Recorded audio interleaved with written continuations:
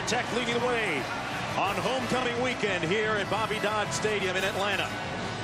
It's Georgia Tech at 2-5 taking on the picture-perfect 6-0 Florida State Seminoles. Hello, everybody. I'm Mark Jones alongside Rod Gilmore. Quinn Kesnick downstairs. He'll be joining us in just a bit. Hey, Florida State comes in here on the brink of history, Rod, looking for their 29th consecutive victory against a conference opponent. Not bad for a team that their coach says isn't even playing their best football. Yeah, it's a young team, and they're on a collision course with Clemson in the ACC right now. You think about it, and they've got Dalvin Cook, who may be in line to compete with Leonard Fournette for the Heisman. On the other side, Georgia Tech, you think about them, they're a dangerous team and a desperate team. Dangerous because it's the option, and you don't see a lot of that. Desperate because they've gone to a bowl game 18 straight years, and that might be in jeopardy if they lose tonight. Yeah, they finished up 11-3 last year, and Dalvin Cook, arguably one of the top 2 running backs, at least statistically right now, Rod. Well, if you haven't seen him play, you've missed a treat. Yeah, you know, I get the Fournette stuff, and the Heisman hasn't been given out yet. This man does some things. He might get to 1,000 yards tonight. He has 10 rushing touchdowns and averaged 41 yards on those touchdown runs. And he leads the country in yards after contact at about 4.5 yards per carry. So he's a special player. Yeah, all this for a guy that right now isn't even close to playing at 100%, suffering with a hamstring injury right now that has been managed so far very well by that athletic training staff of the Seminoles. Georgia Tech winning the toss, deferring to the second half, so Florida State will accept the opening kick. Jalen Ramsey and Kermit Whitfield back deep for the Seminoles. Whitfield, remember, mostly known for his 100-yard kickoff return against Auburn in the national title game in 2013 when they won it all. This time through the back of the end zone and back out to the 25-yard line. First down and 10 from there. Everett Golson, the starting quarterback for the Seminoles, completing 67% of his passes on the season. Amazingly, not the 11 touchdowns he's thrown, but the fact, folks, look at the bottom line. 0 turnovers. This from a guy that last year committed 22 while playing for Notre Dame. Jonesy, he has matured, grown up, gotten hugged up, loved up, and he seems very comfortable in a Florida State uniform. First and 10 from the 25. Cook right behind the quarterback, and he takes the handoff on first and 10 and out past the 30 for a gain of about 6 on the play. Brought down by Jamal Golden. He leads the ACC in rushing, second nationally, as my partner said just a moment ago. Last time against Georgia Tech in the ACC title game last year, he ran for 177 yards, so he doesn't mind seeing those Georgia Tech helmets on the other side. Little bootleg action, the pass complete, and tackled immediately is Freddie Stevenson. That's going to be a loss of a few yards. Sets up a third down and 8 to go. Good pressure up front. Yeah, Jonesy, from McCordis. Good pressure, and that's the word on third down for Georgia Tech defensively. They like to bring pressure. Florida State is aware of it. They've got speedy receivers on the outside. They'll try and hit them if they get the pressure coming. Loss of 4 on the last play. Florida State is trying to shake the habit of slow starts, especially in the first half. Golson completes it. Cook made a nice shake, took a little contact and stopped up. Boy, really close to that first down marker. He had to get to the 35. They're spotting it just short of that by a foot. Griffin making the stop along with Gray. Good defensive stop for Georgia Tech. And Jonesy, you saw a little difference there with Golson. A check down throw instead of forcing the ball down the field, letting Cook do his thing, and it almost worked out. But a good tackle, good stop by Georgia Tech defensively. Jason Beatty coming into punt to Jamal Golden back there. Beatty averaging 42.5 yards per punt on the season. Again with his own 25, a high moonshot of a spiral all the way back at the 14-yard line, and great coverage on the punt by the Seminoles. A 51-yard punt, nothing on the return, and Gabbard making a great tackle downfield. First down and 10 now for Georgia Tech, led by quarterback Justin Thomas, who's completing just 44% of his passes on the season. He's thrown 10 touchdowns against 4 interceptions. And a little bit of a struggle for him in the offensive unit. Get our first look at option football. Toss to Lance Davis. And Mikel Lance Davis brought down after a gain of a few. Got about 6 on the play. You mentioned Thomas as the guy who runs the option. I call him the magician. Because you never know where that football is going to be the way he handles it. Up at the line quickly on 2nd and 4. Of course, when you talk about option football, you talk about assignment football on the other side of the ledger defensively. The word eye discipline has been used a lot this week on the toss, and they limit that to little or no gain on the play. Isaiah Willis brought down. 3rd down coming up now for Georgia Tech. Well, that was the 3rd part of the option. There's the initial one inside. Fullback Marshall doesn't get anywhere. Quarterback Thomas puts it on the outside. And good speed by Florida State chased that down. Well, Derek Hoskins making the tackle on the play. 3rd and 3.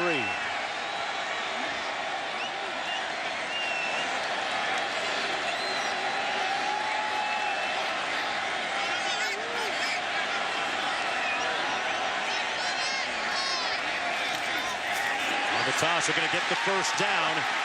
That's Clinton Lynch. Over the 200-yard mark now in the season with that carry. And 1st and 10 for Georgia Tech. Gain of 8 on the play.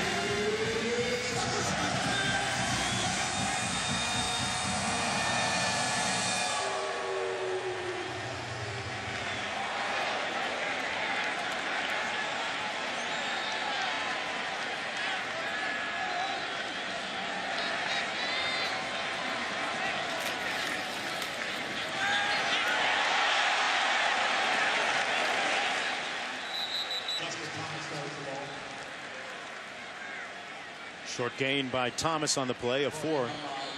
Seminoles coming into this game with a record of 6-0. Looking for their 29th consecutive win against a conference opponent, Georgia Tech. Trying to snap that 5-game losing streak, and well defended that time by Florida State, and Roderick Hoskins making the stop on Mikel Lance Davis.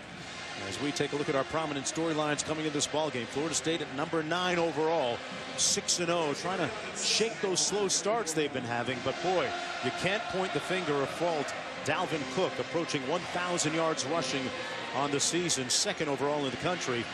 Georgia Tech, for a host of reasons, in the midst of a malaise right now on a 5-game losing streak.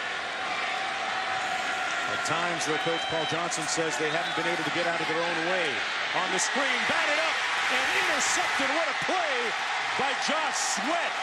He tipped it, he caught it, he did it all. 1st and 10 the other way for Florida State.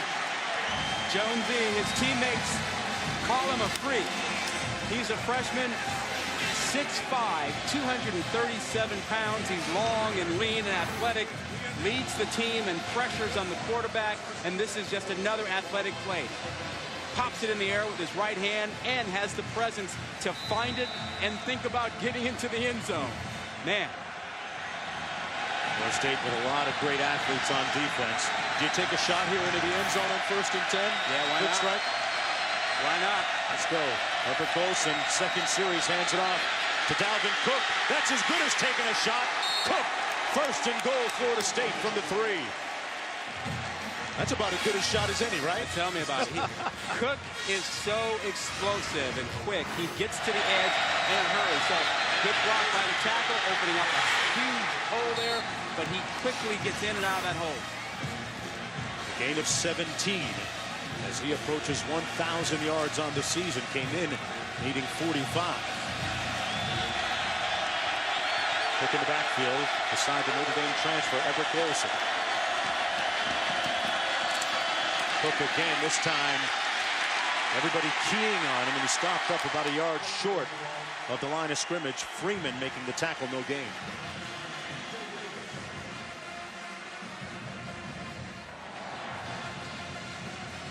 second and goal coming up. Down here, Jonesy.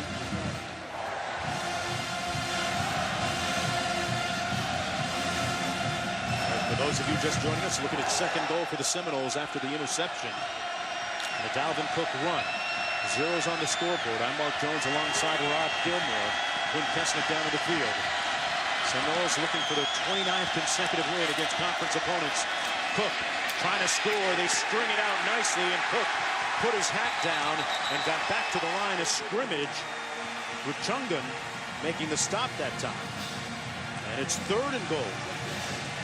How about the Georgia Tech defense down here using their speed, bringing pressure? That's Ted Roof, the defensive coordinator, playing on those tendencies, knowing that Cook's going to get the ball down here. But now, Jonesy, with a third down here, you've got an athletic quarterback. Everett Golson can put pressure on a defense if you roll him out down here. And he's made a lot of right decisions this year, Rod. No turnovers against 11 touchdown passes. Third and goal. Golson into the end zone. Caught. Out of bounds, though. Incomplete to Rudolph. Couldn't get a foot in bounds, working against Step Durham. Two officials right on the spot there. Both said he was out of bounds. There's the ball. Left foot out. Looks like that right foot isn't down as his left foot is out of bounds. Very close there. Now from this angle, does he have control? That ball moves up. I think that's a good call on the field. Yep. In comes Roberto Aguayo. 19-21 Florida State in the red zone. Aguayo, this one from 20 yards out. And he gets it inside that right upright. Aguayo, 9 of 11 coming into the game. That's his 10th field goal of the year. The Seminoles on the board off that turnover. More from Atlanta when we come back. Mark Jones alongside Rod Gilmore. Quinn Kesnick down in the field. Rod, who scheduled Florida State for homecoming? And then double down and get a whiteout. Come on, man. I mean, don't you schedule the team that's a patsy that you know you're going to route for homecoming? You're like, give me the biggest, baddest team in the conference. Or one of the two. Yeah, if I'm Paul Johnson, I'm checking with the schedule guy. Kick goes out of the end zone. Look at some option football here. And getting a few yards out to the 32 this time is Isaiah Willis. Gain of 7 on the play. Option football, the shell game. Fullback with the ball? Nope. Quarterback keeping it? Nope. Third option. Second down and 3. Justin Thomas, the orchestrator of this triple option offense. 5'11" junior. Gave it, no, he didn't give it to the dive man. They gave it to Isaiah Willis. And he picks up the first down. Rod, eye discipline is a term we've heard a lot this week. Eye discipline, eye discipline. Well, you can't watch the ball. You got to watch who is the guy ultimately in your area. If you've got the fullback, go get the fullback. And that's what they did. Went and got the fullback. You get stuck looking at the football, you miss the right guy. First down and 10 after the 9-yard gain. Thomas on the pitch. Tackle at the 47 on Lynch. What's happening right now, Jonesy, is that Florida State has committed to taking away the first option. The B-back, the fullback inside. They are coming downhill fast, tackling him, making sure he doesn't get the ball. And Thomas is saying, fine, I got 2 more options. I can keep it, or I can pitch it to the outside. That's why we're seeing the pitch man quite frequently here. 2nd and 5 coming up. Marcus Marshall in the backfield. Had a big week last week on the pitch. Thomas finds his man for the first down. Out to the 40, it's Isaiah Willis. Well, Rod, you said it's pretty much like, you can call it 3-card Monte, you can call it a shell game. It's like, where is it? Where is the ball? Yeah. Under that one? No? Well, there it is. Yeah, and the same thing with the option. Where's the ball? Fullback. Does he have it? Okay, I'm following the fullback. Oh, no, he doesn't have it. Quarterback's got it. Let's get the quarterback. No, it's the third shell to the outside. And that's what's happening right now in Florida State. They're seeing this shell game. So that's why you defensive backs break out in cold sweats when you're going to play an option team. A 14-yard gain by Willis. First and 10 from the 40.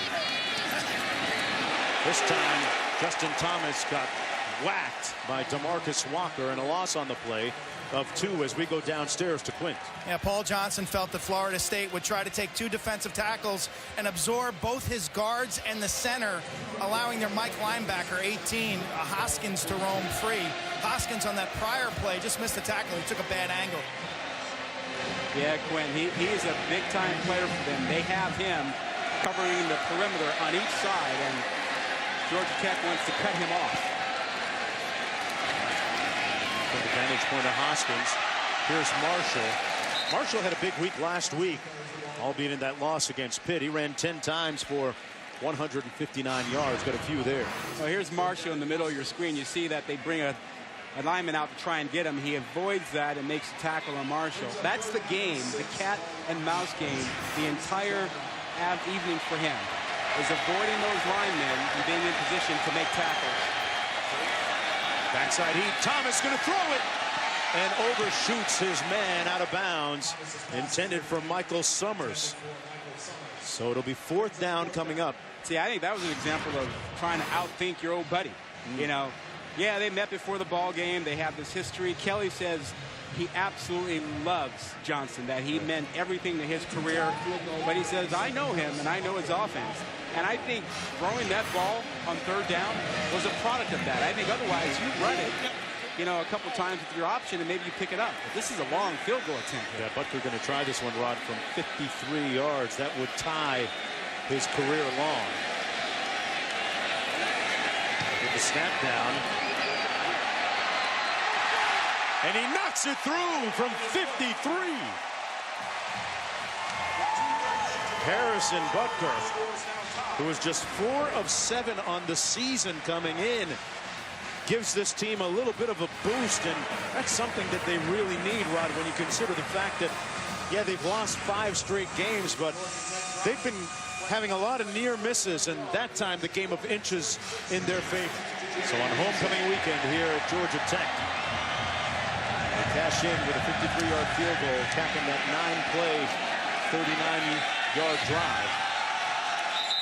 And this will come out to the 25-yard line. That offensive line coming into the season only had 5 starts combined. Cook picks it up off the fumble. It's not the way they drew it up, folks. It's going to be a loss back to the 34-yard line.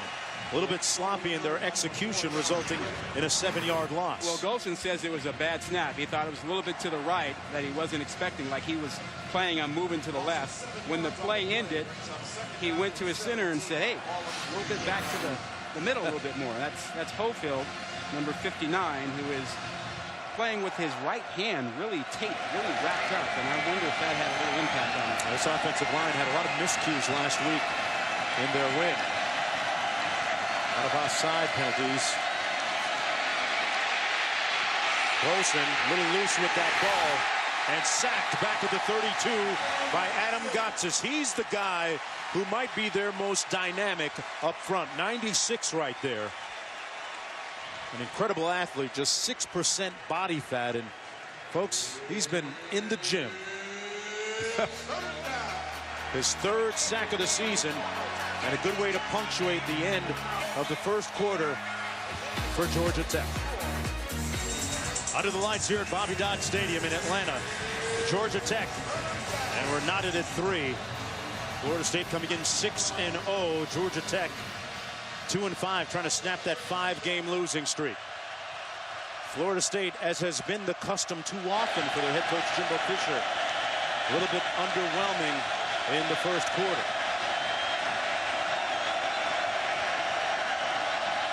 Golson back to pass. Down the middle of the field. Incomplete.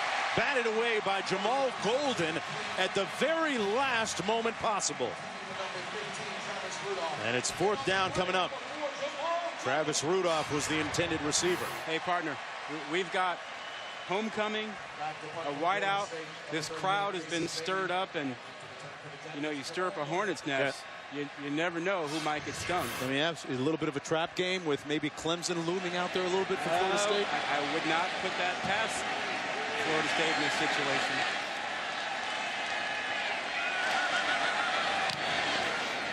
Beatty with the punt.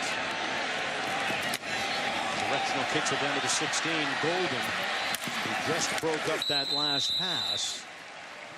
Brought down at the 24-yard line. Will it be first down and 10. 52-yard punt, 9 on the return. Let's take a look at tonight's impact players. Brought to you by Chick-fil-A. Well, a couple of running backs. We've talked about Cook all night, a guy who is firmly in the Heisman race, an outstanding player. Marcus Marshall, on the other hand, his second start, true freshman, had a huge game last week. 10 carries, 159 yards, and 2 touchdowns. He's in for Patrick Stove, the transfer from Stanford, who's banged up.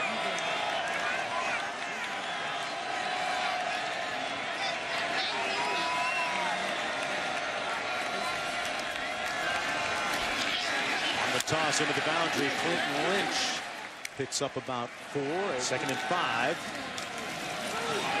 Hit the pitch man again. And a first down as Clinton Lynch gives us some yards after contact. And a 1st and 10 coming up. How's Georgia Tech winning the battle right now, or the shell game, Rod, with this triple option? Well, I think Florida State's getting what they want. They're taking away the fullback, but Paul Johnson is so good at adjusting. They're really getting to the outside and getting the pitch involved right now. And he's waiting for Florida State to adjust to that so he can come back and hit him inside. First down and 10. They give it to the dive man this time. That's Marcus Marshall. Johnson told us in our meetings he was looking for ways to try and get the ball to number 34 a little bit more frequently. The 5'10 freshman out of Raleigh, North Carolina. Coming off a big week, a lot more confidence, more emboldened after last week's game. A pickup of 4. So looking over the sidelines.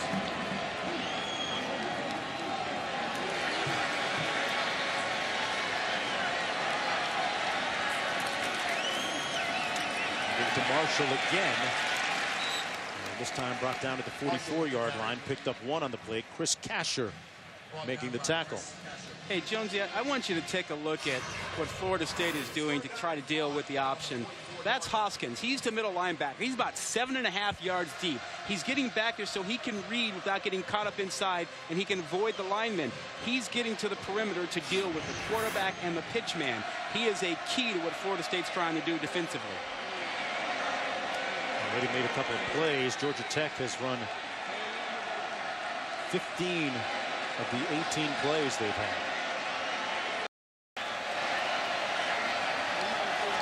There seems to be some confusion. 4 on the play clock. They'll go to pass. And that's picked off.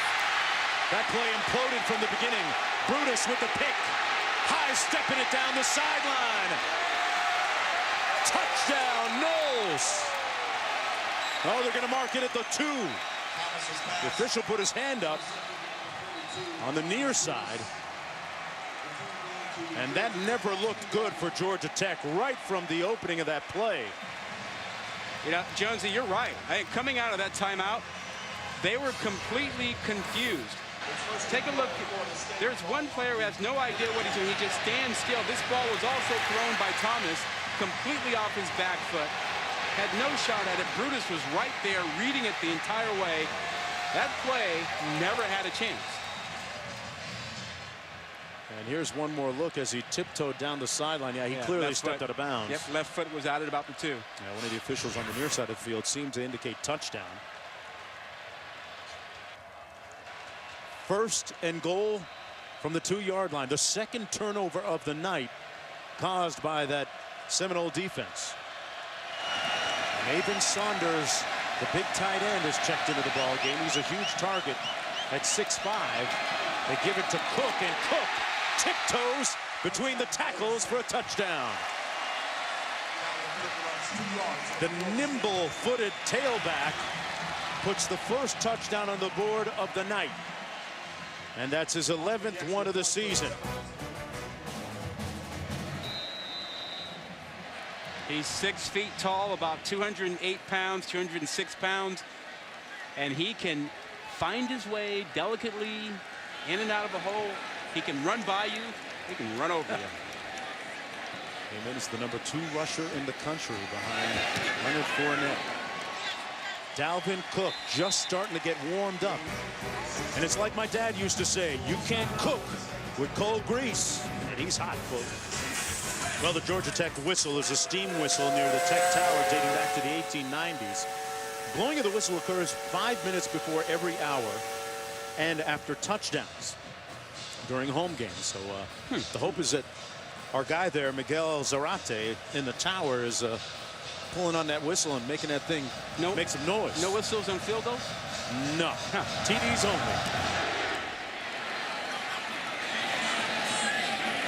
This one out the back of the end zone.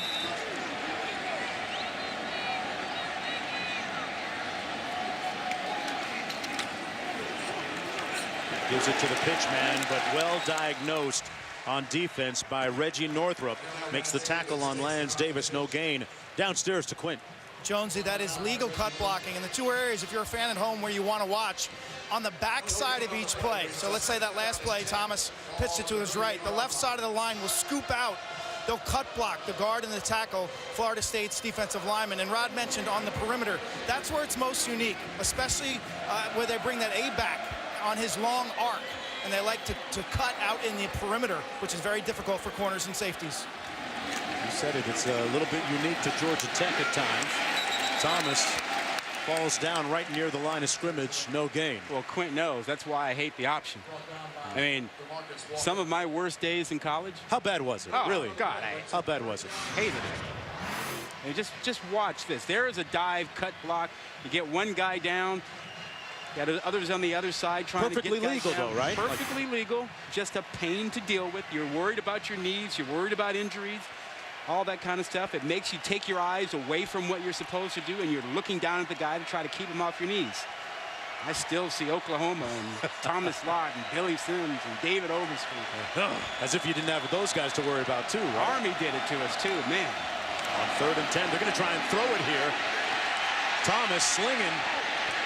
His receiver coming back to make the catch, but it's out of bounds, incomplete. Ricky June juggled it. Yeah, and he was working against arguably the best corner in college football. Jalen Ramsey all over that, and you see the juggle, no possession until he's out of bounds. That's a good call, and that's good competition by Ramsey. And we've seen some good corners. Yeah. I mean, I like Hargraves over at Florida, but I think the scouts are going to like him better because he is a big corner. 6'1", 200 pounds. You don't find a lot of guys like that. Bobo Wilson back with his punt. And Ryan Rodwell. Wilson breaks one tackle, then got hit and brought down to the 24. It'll be 1st and 10 from there after the 39-yard punt. Everett Golson trying to make things happen when we come back. Dalvin Cook still trying to get that motor running. 28 yards rushing so far. Golson off the play fake. Complete through a dart to Kermit Whitfield, who's having an outstanding year, especially in the last 2 games for the Seminoles. Well, he's no longer just a kick returner.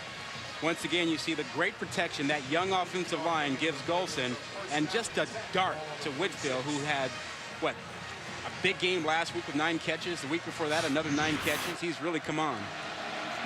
1st down and 10. Dalvin Cook hits the edge, cuts it up. And Cook with a nice 1st down run to the 43-yard line. Got a nice block up front by Hofeld as we go down to Quint. And Jimbo Fisher really felt he could have success running behind his big left tackle, Roderick Johnson. 6'7", 323. He's only a sophomore. He's got about a half a foot and 83 pounds advantage on the smallish Georgia Tech defensive end. And that's the first time we've seen Cook be able to bounce one to the outside. Yeah, when you're calling an opponent small and he's 250. What a great pass, complete to Rudolph for the 1st down. Everett Golson took a shot, too. He's still on his backside at the 44-yard line. They pick up 20 yards on the pass. Well, people said he could not hang in the pocket and deliver the ball. That was one of the criticisms at Notre Dame. He is showing himself to be a pocket passer tonight.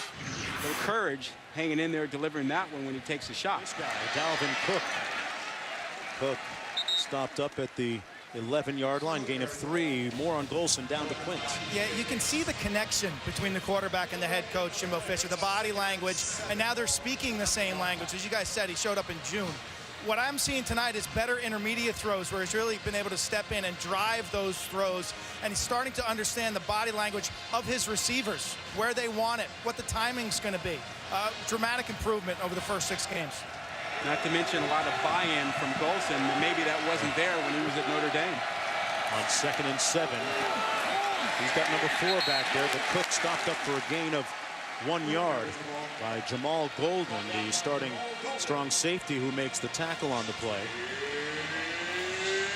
You know, when your star player is really humble like Dalvin Cook, it really helps the team, and his humble beginnings go back to the days when he would come home from school and as a youth, 9, 10 years old, run down 95th Street and 27th Avenue to the car wash where his dad used to work and put in a shift of work with his father.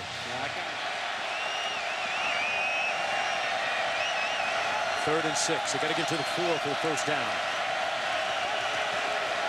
Cook to the left of Golson. Over the middle, incomplete. And behind his intended receiver, Bobo Wilson. So 4th down coming up, and Aguayo is going to come in. Yeah, I think he missed that one. I think Golson had Cook in the flat. Give it to him in a one-on-one situation and let him see what he could. And I think that's what Jimbo is saying to him.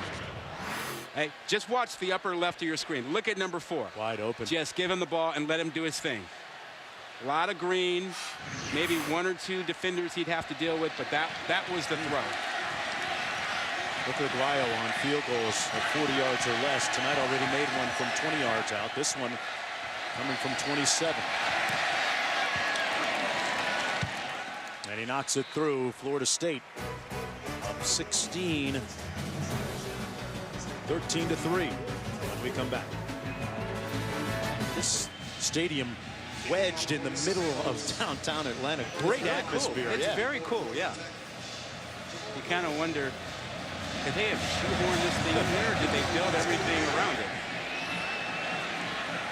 Homecoming weekend. Right now, Georgia Tech down 13-3. Lance Davis on the return, but there's a flag down back at the 11-yard line. Lance Davis out near midfield at the 49. Let's wait and see what this flag is all about. A 37-yard return, but will it stand?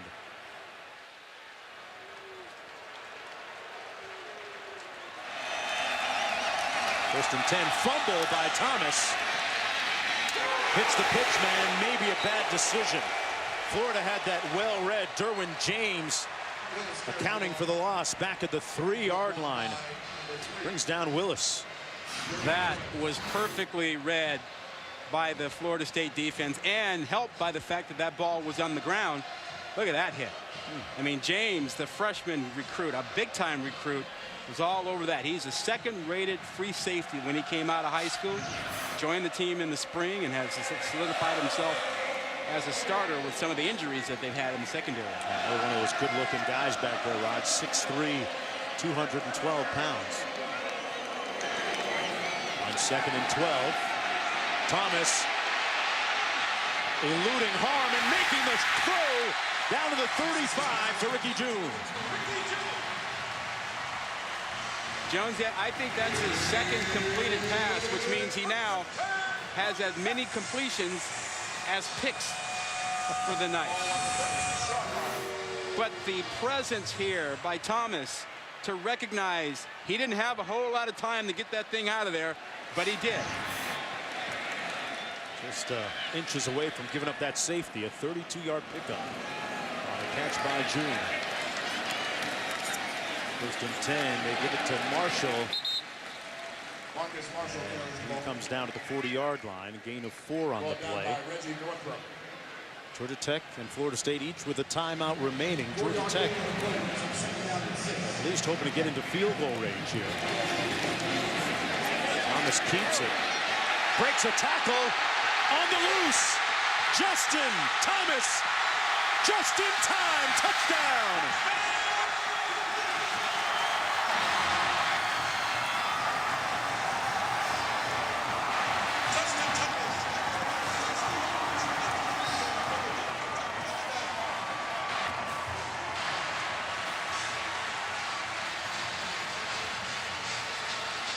A 60-yard burst into the end zone. Watch Ramsey, number 8 from the backside, who runs him down but can't hang on. And then he's into the open after having a couple of good blocks on the outside. Nobody can catch Thomas. We got ourselves a ball game. And I believe that's just the second rushing touchdown that Florida State has surrendered all year long, Rod. And correct. The first one for over 30 yards allowed for them this season. So a night of firsts. 2:22 to go. Justin Thomas making things interesting.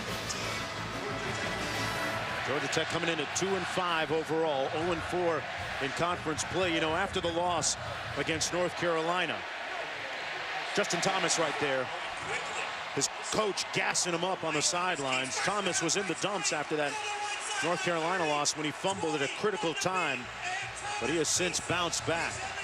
Meanwhile, Jalen Ramsey on double duty here, wears number 8 when he's their starting cornerback, and then on kickoff return jersey, jumps into the phone booth. Well, not quite a phone booth, Rod, but you know. Remember, he missed that tackle, and now he's back out on the field, almost with a chance to return. 2:22 to go in the first half. Seminoles accustomed to playing in close games, especially early. They haven't really blown any of their conference opponents out yet. Out to the 27-yard line. Rod, what do you make of Florida State in terms of the college football playoff and one of those top 4 slots is November 3rd, the date of the first college football playoff rankings coming up? Well, I think they're staring at a showdown with Clemson, assuming they get by Georgia Tech tonight. And I think the winner of the ACC, if they're undefeated, will be in the playoff. I think if you're a one-loss team out of the ACC, it gets shaky. You're probably going to be left out. 2nd and 9. Wilson with a completion. This is Whitfield. Whitfield with that big speed picks up a few more. You know, and when we talk about the playoff, we're making assumptions way down the road. I mean, we're thinking maybe the Big 12 has an undefeated team. Right. But if the Big 12 has a one-loss champ, the Big 12 is on the bubble. I think the Why SEC, is that? Yeah. well, because of the weak schedules. Right. If you don't play a tough schedule, the committee is going to give you that side look like, hey, why should we put you in the 14 playoff? After the 9-yard gain, first down and 10. Wilson finally decides to take off and pushed out of bounds at the 37. Golson came into the game tonight with 188 consecutive pass attempts without an interception. That streak still alive. He picks up 2 on that run with 1:31 to go in the half. Georgia Tech has really done a good job defensively of limiting the big plays by the Florida State offense. Florida State's receivers have not been able to get behind defensive backs. They expected to be able to do that with their speed. It's still a young Florida State team, but sometimes when you're young, you're really talented, like that guy, Dalvin Cook, with a first down into Georgia Tech territory, just shy of the 44. Dalvin Cook had a chance to speak recently with former Miami Central grad and current Atlanta Falcon Devontae Freeman, former high school teammates at Miami Central. A pass caught at the 32. Boy, Travis Rudolph took that off his shoe tops of his Nikes. Well, Golson was under pressure and just had to get rid of it. And Rudolph made a circus catch. I mean, tremendous catch to pull that one up. Got to take another look at this, Rod. Behind him and low. Could have been an infielder. 14-yard gain. Quickly down to the 31. Pass complete and a nice open field tackle on Kermit Whitfield at the 27-yard line, limiting that gain to 4. Good tackle by Lawrence Austin. Clock management right now. You've got a timeout. You're in field goal range. Clock management is critical. Olsen completes the pass to the 21 to Ermo Lane. Just shy of that first down. It looks like he's close to it. Oh, yeah, they're going to give it to him. They're going to give it to him, yeah. Now the clock is going to start once they mark this. I think you want to take a shot here because you don't want to just spike it now. You could, but you got one timeout. You got a chance for a couple of plays. They're going to throw it. Golson burning time on the clock, and there's that left-handed pass. This time incomplete. That the closest one. That's not good clock management. Remember, they had a timeout. They had enough time to get a couple of plays in. Now, we've seen the left-handed throw earlier. He gets this out of bounds. But you're in a tough spot. You just lost 12 or 13 seconds. I don't think you can run another play. I think you got to kick it here. From 38 yards out, Aguayo. Cash money. And Florida State leading 16-10 after the first 2 quarters of play. Golson speaking with the staff. Stay tuned for our Outback Steakhouse halftime report when Quint will have Coach Fisher. Right now, let's go back to the studio.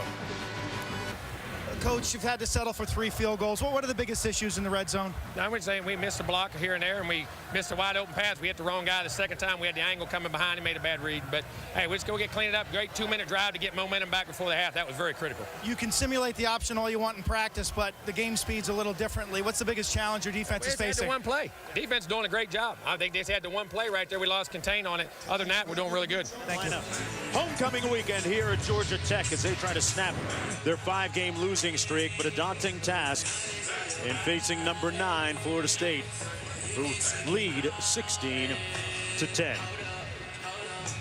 I'm Mark Jones alongside Rod Gilmore. Quint Kesnick down on the field. We'll be hearing from him in just a bit. Florida State's bell cow all season long has been their star tailback, Dalvin Cook, number 2 in the nation in rushing, coming in. But Rod, so far very a pedestrian 63 yards rushing. Yeah, you know, not unusual for Florida State. They've struggled in the first half of ball games. He only had 63 yards, only 63. But Georgia Tech did a good job of limiting big plays. There were only 3 big plays for Florida State.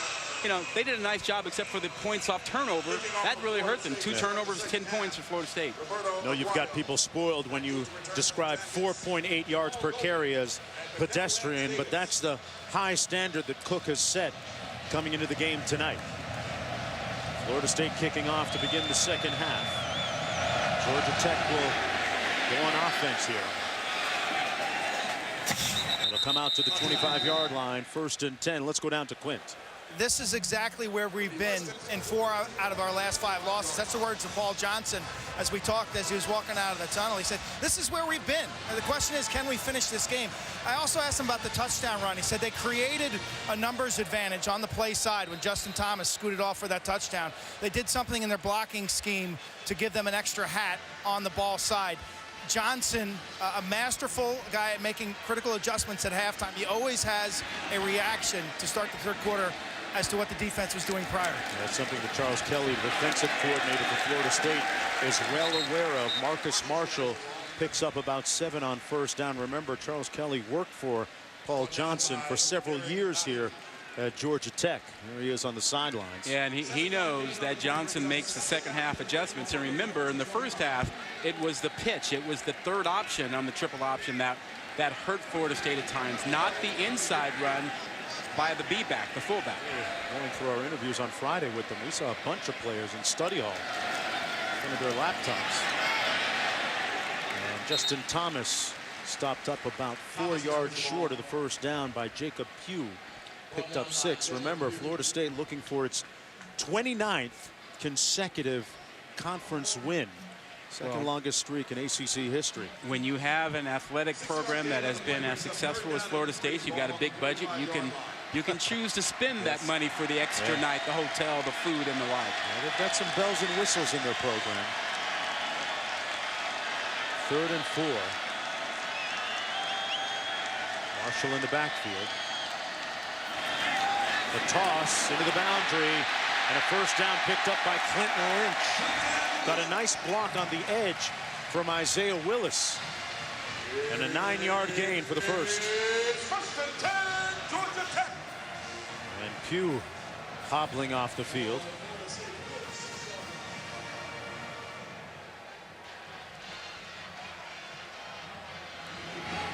From the 46.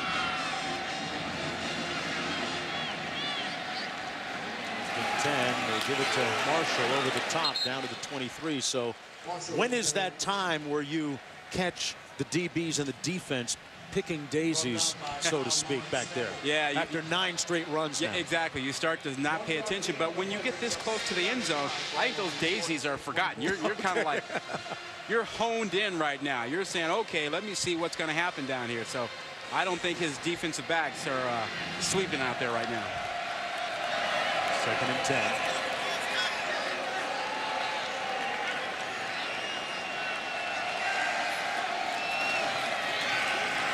Marshall stopped up. They give it to the dive man, DeMarcus Christmas. Well read. Whatever games they're playing on the interior are working. You know, right? that's a good point. Florida State has changed their front there so that the initial read that Thomas is looking for is not the right read. Instead of it being the defensive end that he's trying to read to see if he's going to take the fullback or not, they've switched. They've got the linebacker stepping in and that end playing out. And so I think that's why he's giving it to the wrong guy there. Right now it looks like that Florida State defense is playing chess and Paul Johnson playing checkers. 3rd and 8. 10th play of the drive coming up. They're going to pass. Thomas incomplete. Intended for Ricky June. Broken up and almost intercepted by Derwin James. 4th and 8 in the field goal unit coming in for Georgia Tech. I'm surprised that they threw it on 3rd down. I just didn't think they were having enough success. They've had a tough couple of picks. I thought they'd try and go back to their counter or their triple option. But now a field goal, if they make this, Butker could bring them within 3.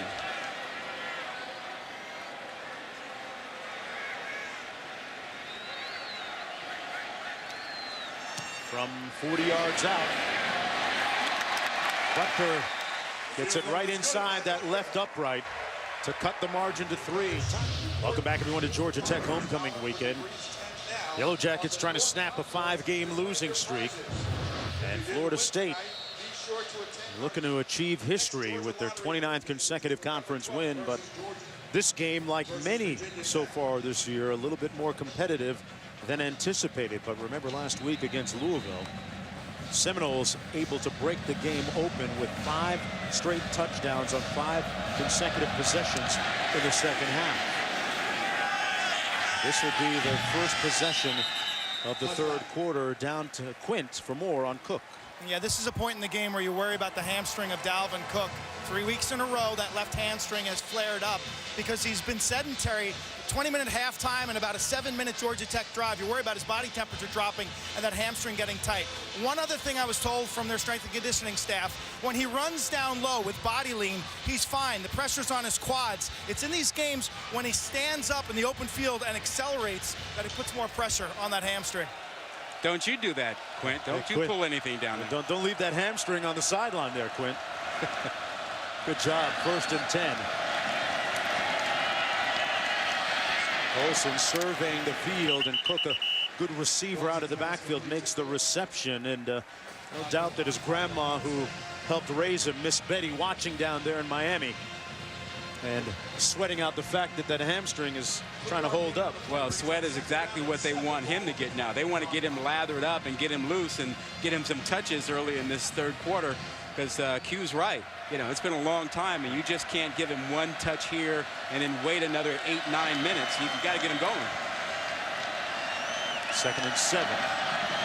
Whitfield in motion. Olsen throws a dart complete to Bobo Wilson, and Wilson goes to that 1st down. He's going to pick it up. And a nice looking throw. Wilson getting open. Well, I'll ask you and Quint both. We've seen Fournette and Booker the last couple of weeks. Cook tonight. How do you rate them? Ooh. Tell you what, there's still a long way to go in this game. I'm going to reserve judgment. Okay. Because all 3 of those guys hit home runs late in the games that we saw. Booker broke loose late last week in Utah when we saw him, and Fournette did the same at LSU. Pass complete to Whitfield and hit immediately. That's going to be a loss of 1. Did I totally bail out and stay on the fence? Yeah, that's okay, but I will too. I still think that there is a significant lead for Fournette. And he's a different kind of runner than Cook. Cook is a guy who can get something for you laterally. He probably catches more balls out of the backfield. But when you're talking pure, straight-ahead power and speed, that's Fournette. This guy is close with that, but he's got that lateral movement that is quite unique. 2nd and 11. Golson has made 8 of his last 11. Make that 9 of 12. Complete out to the 40-yard line. Ryan Izzo making the catch. And now that's going to be the end of the 3rd quarter of play, with Paul Johnson's team looking to snap its 5-game losing streak, and Florida State looking for its 29th consecutive win against a conference opponent. One of those streaks going to end.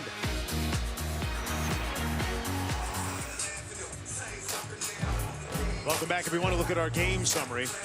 Dalvin Cook, 13 rushes in the ball game. Well, you know why he only has 13 rushes? That's what he had at halftime. Wow. He didn't touch the ball in the 3rd quarter because Georgia Tech played keep away. And if you're Jimbo Fisher, you got to trust number 4, Dalvin Cook. Little play action. Golson open. Great call. 1st down, Seminoles to Ryan Izzo. What a nice 4th quarter adjustment for Jimbo Fisher. That I formation in the past has been 100% run. They changed that tendency in the 4th quarter tonight and come up with a big tight end pass reception by Izzo. And all coaches try to save something for the 4th quarter, both on offense and defense. 1st and 10. Looked like a bust in the backfield. Golson close to getting back to a line of scrimmage. Golson complete to Whitfield, and Whitfield with a 1st down, just shy of the 30-yard line, a 15-yard gain. Golson came into the night, had not thrown an interception, still perfect in that category this year. You know, you asked earlier, who do you trust? And you said Cook. Well, Jimbo's trusting that man right now, Golson. This 4th quarter, he's turned to Golson to throw it, run it, picked up a 1st down now. Telling me basically those passionate words they exchanged on the sidelines in the 3rd quarter might have inspired his quarterback. Cook dotting the I. Here's the stretch zone play. Gets to the edge. Cook brought down at about the 3. Actually, the 4-yard line. 2nd and goal, they move it back. Golson, little counter step. Great move. Golson, though, drilled and brought down at about the 5-yard line by Gotsis, atoning for that earlier error. A 4-yard gain by Golson, and another Georgia Tech player coming up limping and shaken up. It's A.J. Gray this time, a true freshman out of Sandersville, Georgia. Well, Gray was in for Smith. Wow. And they are losing guys on the back end. Just not good for them at all. Big drive for Florida State, because if they settle for a field goal, it's still just a 1-possession game. This time they empty it out. 5 receivers. Golson into the end zone. Popped up, juggled, intercepted. Jamal Golden with a golden pick. It's the first pick of the year for Florida State. That ball was tipped up in the air by Austin as Golson tried to thread the needle and get the touchdown.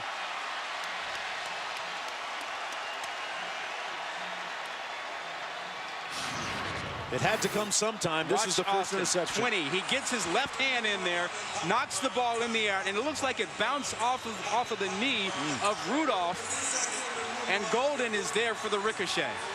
The first pick for Everett Golson this season, and at a terrible time for Florida State. Takes points off the board. I think he might have been telling his center looked like he was waiting for the snap a little bit longer than he wanted. Regardless, a little over 8 minutes to go. And here comes Justin Thomas, keeping it for the first down. Out to the 35-yard line, a 15-yard gain.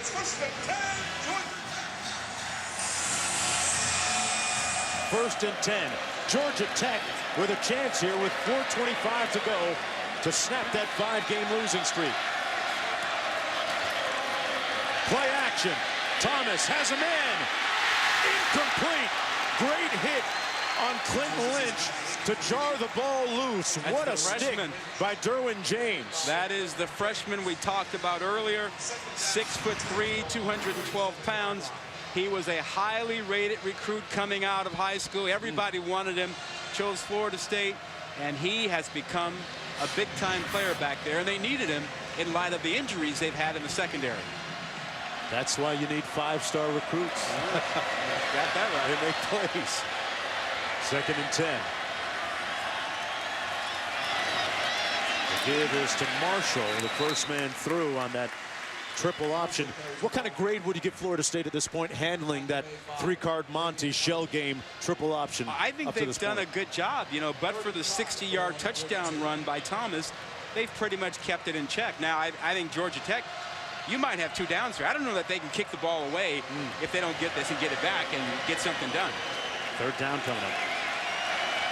Thomas is 2 of 8 passing on the night for 37 yards and a couple of picks.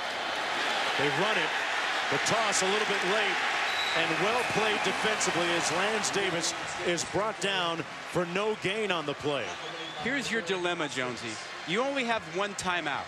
You wasted 2 timeouts because you couldn't get to the line of scrimmage. You kick this ball away, you probably get nothing. You get the ball, you don't get the ball back. You're an option team. I think you have to go here. This might be the game for Georgia Tech. Need to convert on 4th and 5, needing to get to the 47.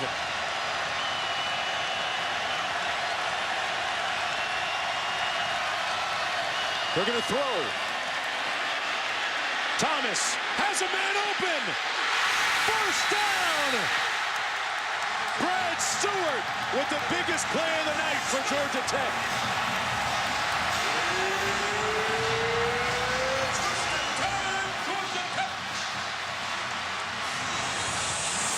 Florida State tipped the blitz. Thomas rolls away from it, and they work on the freshman James, the guy who made the big hit earlier. They get him this time. He snuck up a little bit, and they got behind him. A 36-yard gain down to the 23-yard line. First and 10. 1 timeout remaining for Georgia Tech. A field goal ties it, and this is Marshall. Do you play it a little conservative here, or what do you do if you're Paul Johnson? Well, pardon the pun, but you have options. You have options because you've got a field goal in your back pocket right now. You are an option running team. There's no reason to do anything crazy and throw the ball. Run your option. You can run your counter, but you can't lose yardage. You've got 3 points in your back pocket here. They cut Derwin James perhaps napping on that last play. Was that the dandelion scenario? Did they catch him sleeping? He was a little bit eager. He came up to make a play, and they got behind him. On 2nd and 9, they toss it to the edge and run down well that time as Lance Davis by DeMarcus Walker. 3rd down after the gain of 2. Nose of the ball resting just shy of the 20-yard line.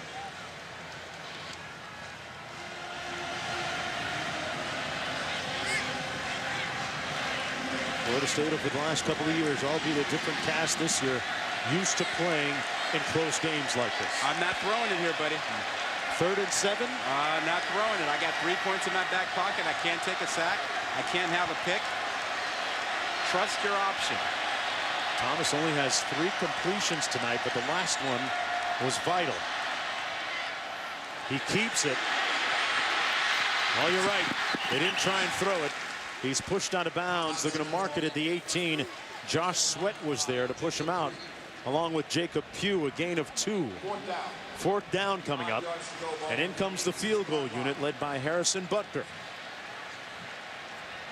Butker tonight has already made a couple.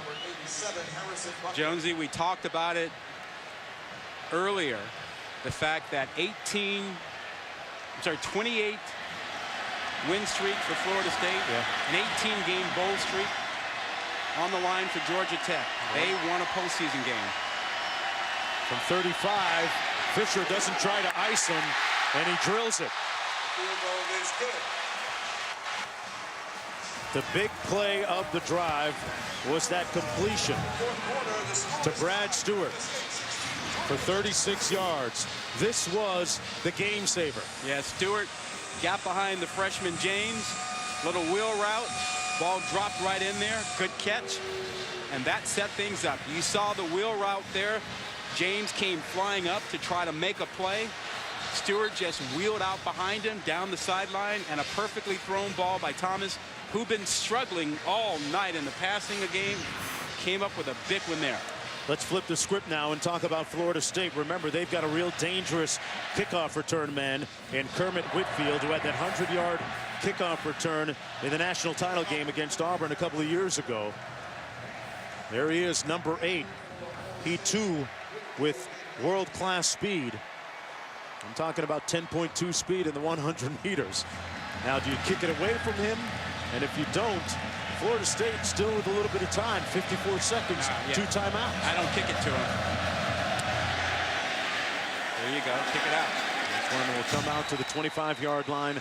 1st and 10 for Everett Golson, who had a dubious first tonight with his first interception thrown of the season. Well, Jonesy, you're Florida State. You've got 2 timeouts. You have a veteran quarterback, a 5th-year guy who transferred in. He's played in the national championship game. You've trusted him tonight.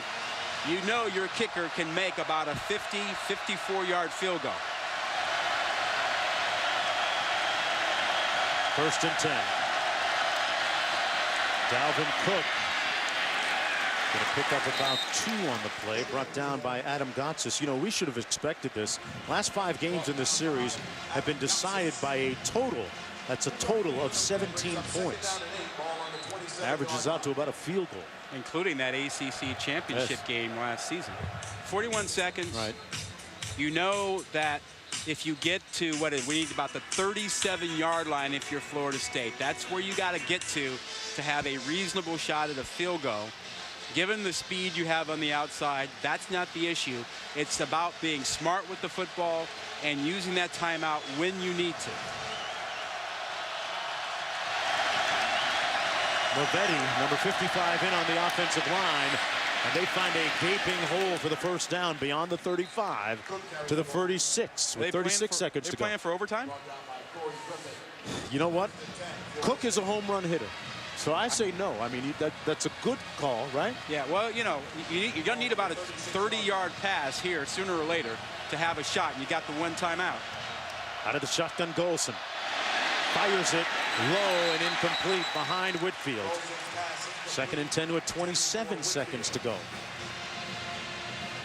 2nd down and 10, ball on the 36. You need 25 yards. Roberto Aguayo has a career long of 53 as he watches from the sidelines. Will he get an opportunity? That's the question that begs. On 2nd and 10.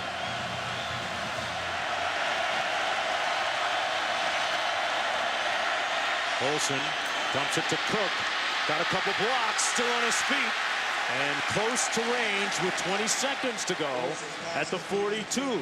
Clock will stop with the first down, but you can clock it now and stop it and then save your timeout. So they spike it, as you said, Rod. And look, you see they're about 5 yards short of field goal range. Mind you, Jimbo Fisher said that Aguayo can knock one through from 60. Yeah, but I think what you can do here, you've got enough time. You've got a timeout. You need another 6 or 7 yards to actually feel somewhat comfortable that your kicker feels good about it. You know he's made a 53-yarder. Still 16 seconds on the clock. No time expired. Golson fires, and they get it down to the 38-yard line. Wilson with the catch. 10 seconds to go, and they burn a timeout. From here, 55, 56. Yep. Now, this tells you something about how much Fisher trusts Golson. If he runs a play here, he really, truly believes that Golson will quickly make that decision and get rid of the ball and not take a sack. What kind of play fits that profile? It can only be, it's got to be a sideline. It's got to be an out. Okay. You got to get rid of it quickly. Let's see what they run. If you get a first down, there's no guarantee you can actually get the clock stopped and get your field on the team. You got to get down, right? Yeah. You got to assume that his receivers got that message too. On 3rd and 6, Golson throws to the sideline, incomplete. So now Aguayo will presumably get his opportunity. Rudolph, the intended receiver, it appeared to hit him in the hands. And a look at Aguayo, Roberto Aguayo, the 6'1" junior, has never missed a fourth quarter kick. This will be a 56-yarder. His career long is from 53, from the left hash, to remain unbeaten and perhaps a player in the college football playoff and the 29th consecutive conference win. Blocked, snuffed, rubbed out, erased. And Georgia Tech with an opportunity. Austin still on his feet. One man. You can't believe what just happened. What a time to be alive.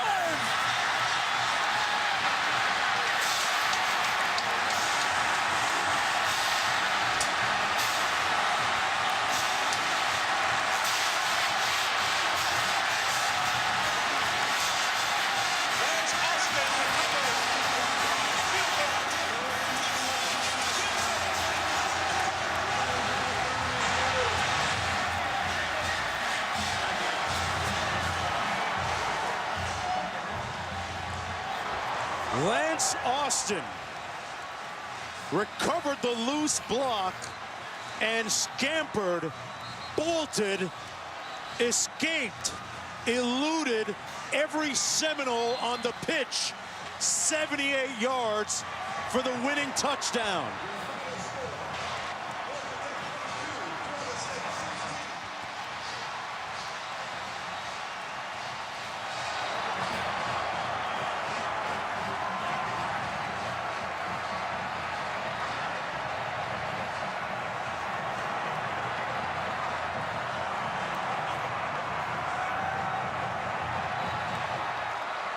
When you think you've seen it all, you really haven't. Let's go downstairs to Quint with Coach. Coach, how do you best explain that last play? Well, it was our turn. We've had so many this year that have gone the other way.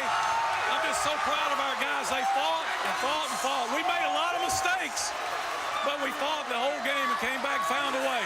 What was the mindset of the team? You lose 5 straight. This game starts kind of going bad late. It's just a great opportunity. You've got a top 10 team in your house.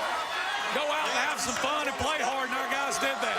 What do you think made the difference in the fourth quarter? I don't know. Our whole team played well. Defensively, we played the run so much better. What about this scene, Coach? What's this like for you? That's what it's all about. That's college football.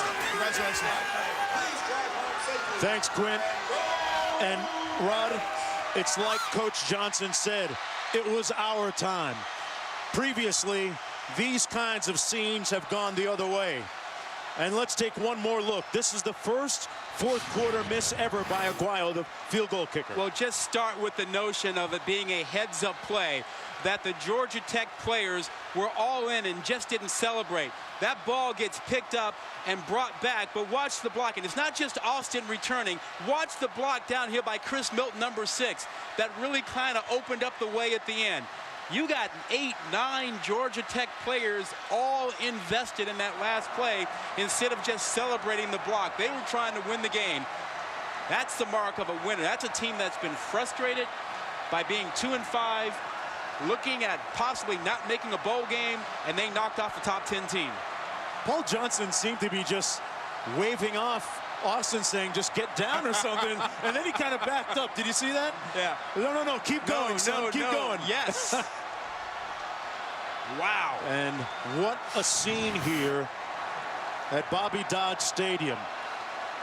An improbable, implausible, unbelievable ending in Florida State's first loss of the season. What did we say earlier? When you shake a hornet's nest, no telling who might get stung.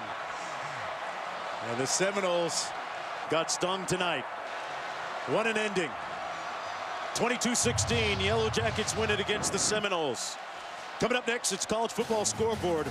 For Rod Gilmore and Quint Kesenick, I'm Mark Jones. Folks, thanks for watching. As I said earlier a moment ago, what a time to be alive. Good night from Atlanta.